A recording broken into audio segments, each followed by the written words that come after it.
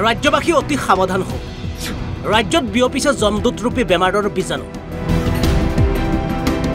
swine ফ্লুত আক্ৰান্ত হৈ কৰুণ মৃত্যু শিশুৰ মৃত্যুৰ হৈতে যুঁজিছে 5ৰো অধিক ব্যক্তি তেজত ধৰা পৰিছে H1N1 H3N2 প্ৰথমে প্ৰচণ্ড জ্বৰ কফ চৰ্দি তাৰ পাছত তিলকৈ কৰুণ মৃত্যু ৰাজ্যবাসী সাৱধান হোৱাৰ সময়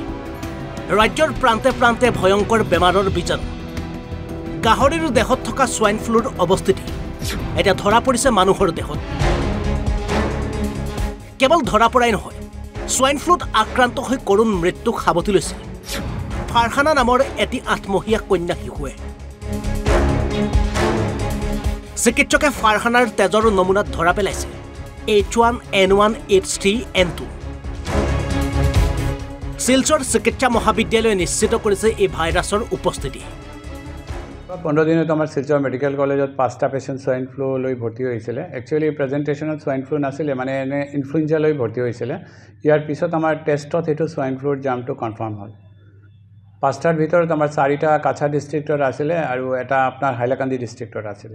এতিয়া বৰ্তমানে আমাৰ 3টা পেশেন্টৰ ট্ৰিটমেন্ট চলি আছে শিলচৰত তাৰ ভিতৰত বাকি 2টা পেশেন্টৰ ভিতৰত এটা পেশেন্ট ভাল হৈ ডিসচাৰ্জ হৈ গৈছে আৰু এটা পেশেন্টৰ কন্ডিশন অলপ বেয়া আছিল হেতু patient party against medical advice পেশেন্টক লৈ গৈছে শিলচৰ মেডিকেল কলেজৰ পৰা 4 মে তাৰিখত নাই সোয়াইন ফ্লু লৈ এতিয়া বৰ্তমানে ইমান পেনিক কৰিব নালাগে সোয়াইন ফ্লু এনে এটা ভাইৰাল ইনফেকশন হয় এটো বেসিক্যালি ইনফ্লুয়েঞ্জা ইনফেকশন হয় সোয়াইন ফ্লু হলে যেনেকা আপোনাৰ এই কমন যেটা পানী লগাৰ নিচিনা হয় common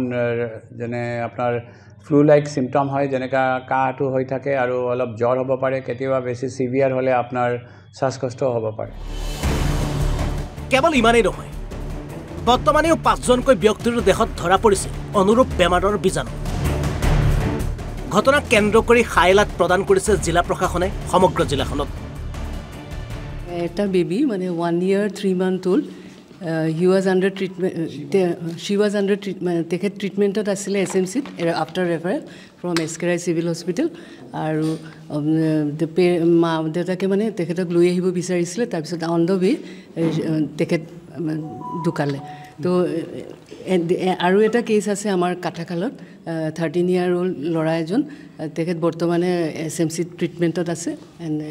recovery on the way to recovery আৰু মই মানে এটা এপিল কৰিম যে মানে আমাৰ হাইলাকান্দিবাসী সবকে যে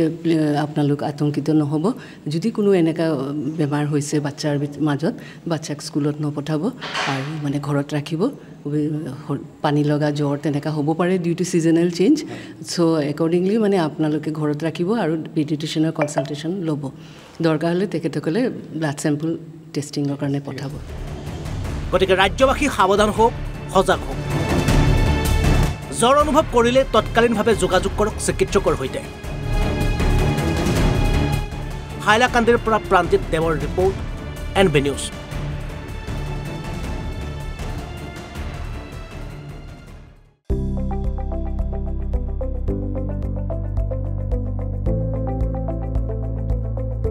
NB নিউজ সহজ সৰল ভাষাত নৱভাৰতৰ কথা